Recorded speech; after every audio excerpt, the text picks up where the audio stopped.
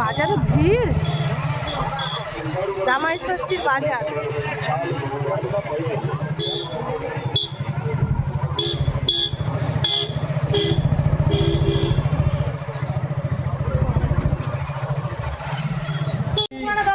আচ্ছা ঠিক আছে দিচ্ছি।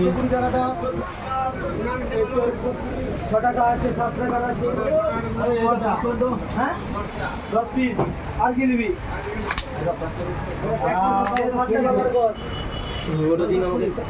আমিও তো জানিনি, এরকম শুনলাম। বলে বলে যা তুমি শুনতে পাচ্ছ? কর কর কর কর করছে। হ্যাঁ, এটার মানে ও বাবা, তোমাদের চার ধারে কি লোটে গাছ হয়েছে? চার ধারে যেদিকে তাকাই সেদিকে। কি করবো? বীজ দিয়ে মারি দেবো? কেন বীজ দিয়ে মারবো? শাক শাক খাবো। এই যে এইখানটা দেখ না খেলটা। হ্যাঁ, এইখানটায় তো বেশি জানো, চার ধারে এত শাক। তখন কিন্তু যা আসছিলাম কিছুদিন আগে, এত শাক হয়নি। হ্যাঁ, খেতে ভালো ভাজা। বাবার বাড়ি চলে এসেছি, জামাই ষষ্ঠী। আর কেউ আসেনি মনিটানি এখনো? বলে দিতে পারবো না, দেখি না চেষ্টা করে পারবো না মনে হয়।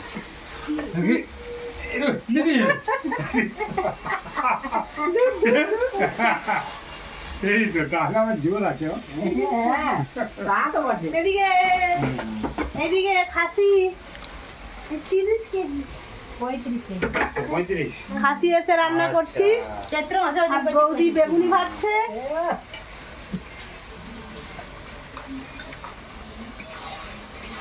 আর ওদিকে সব রান্না হয়ে গেছে। বৌদি অনেক সকাল সকাল অনেক কিছু রান্না করে রেখেছে। ওদিকে মাকে দেখাতে বললাম।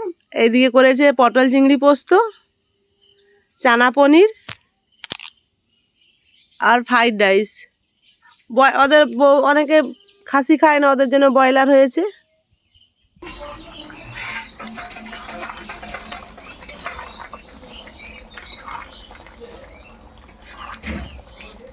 এই রান্না করতে শুরু করেছি। আর খাসি রান্না করতে তো একটু সময় লাগে। সবাই চলে এসছে, এখনো ভাইজি আসেনি। আর বড় দিদির শরীরটা খারাপ, ওই জন্য বড় দিদি আসতে পারেনি। বিকালে একটু বড় দিদিকে দেখতে যাবো ভাবছি।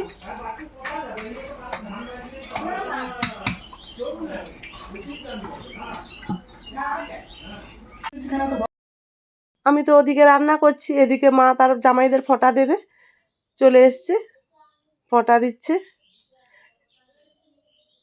আর আমার শরীরটা ভীষণ খারাপ, আপনারা তো ভয়েস শুনে বুঝতেই পারছেন, গলার অবস্থা ভীষণ খারাপ, প্রচুর ঠান্ডা লেগেছে। আর এখন ঘরে ঘরে জ্বর জ্বালা হচ্ছে। এখন ফোঁটা দিচ্ছে মা। বড় জামাইবাবু আসতে পারেনি দিদির শরীর খারাপের জন্য। আমার বর আর মেজো জামাইবাবু বসে গেছে। আর এদিকে আমার ভাইঝি বর, এ নতুন জামাই, এবছর প্রথম তার ফোঁটা। দেখুন এতটাই গরম পড়েছে, জামাইগুলো লুঙ্গি আর গেঞ্জি পরে বসে গেছে ফোঁটা দিতে। ফোঁটা দিতে নয়, নিতে। ভুলভাল বলা হয়ে যাচ্ছে আনন্দে। এইবার বৌদি তার জামাইকে ফোঁটা দেবে। বৌদিকে সবাই এত করে বললো নতুন শাড়ি পরে ফোঁটা দিতে, কিন্তু বৌদি শুনলো না কিছুতেই। বলে এতটাই গরম, আমি এখন নতুন শাড়ি পরবো না, পুরনো শাড়ি পরেই সে জামাইকে ফোঁটা দিবে। আর সত্যি আজকে অস্বাভাবিক গরম, প্রচুর গরম। বৃষ্টিটা হতে একটু স্বস্তি, কিন্তু তার আগে যে গরমটা ছিল অস্বাভাবিক গরম। আর এদিকে আমরা সব বসে গেছি, হাসাহাসি করছি।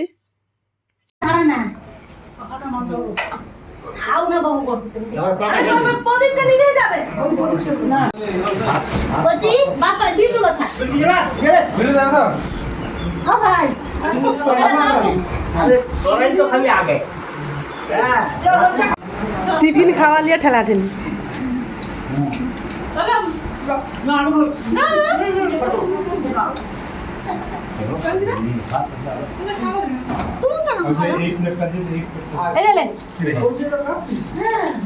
জামাই ষষ্ঠীর খাবার জামাইরা তো কেউ খায়নি, আর বাকি সব খাচ্ছে।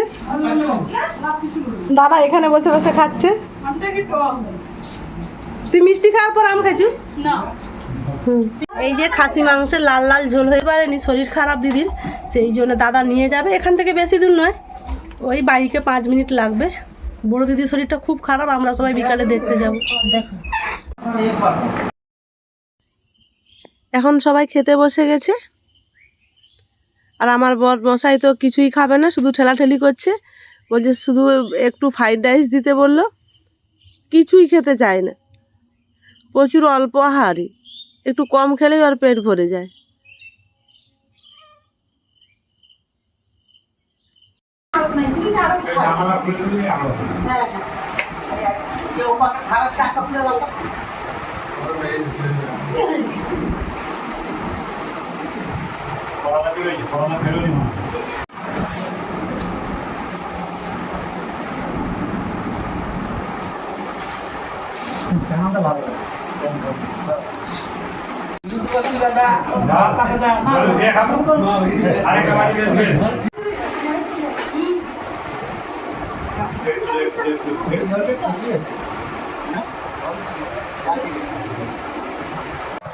এখন বিকেলবেলা বড় দিদির বাড়ি যাচ্ছি বড় দিদিকে দেখতে।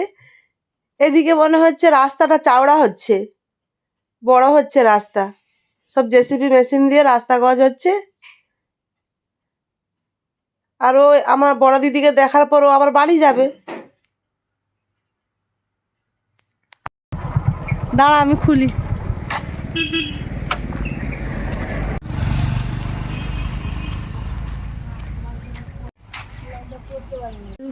ঠেলে দিবি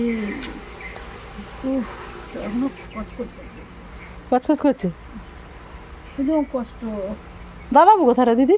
সেই এক্ষুনি বলে আমি চলে আসবো থাকবে।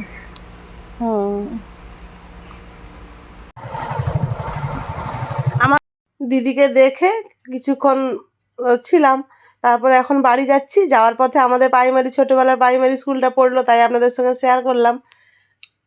এই ছোটোবেলায় এই স্কুলটাতে পড়েছি, তখন পাকার ছিল না, তখন মাটির ছিল, এখন তো পাকার হয়ে গেছে, অনেক কিছু পরিবর্তন হয়েছে, তাই আপনাদের সঙ্গে একটু শেয়ার করলাম।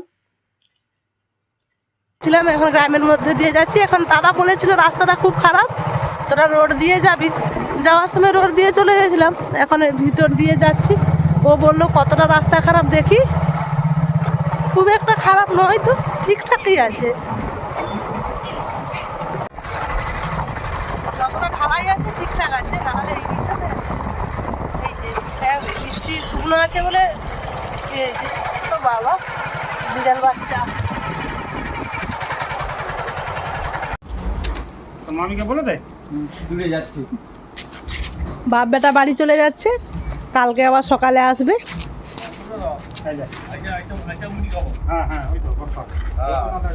এসে মুড়ি খেতে বললো,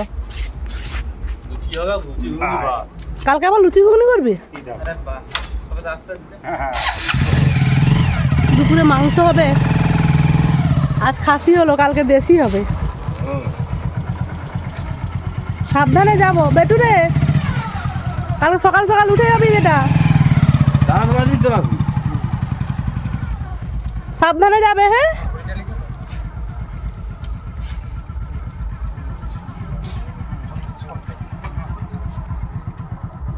বাড়ি যাচ্ছে, কাকিমা গান করছে, এসেছি তা বলে ভেবো না, না বলে বিদায় নেব, চলে যাই যদি যেন হয় নদী সাগরে হারিয়ে যাব।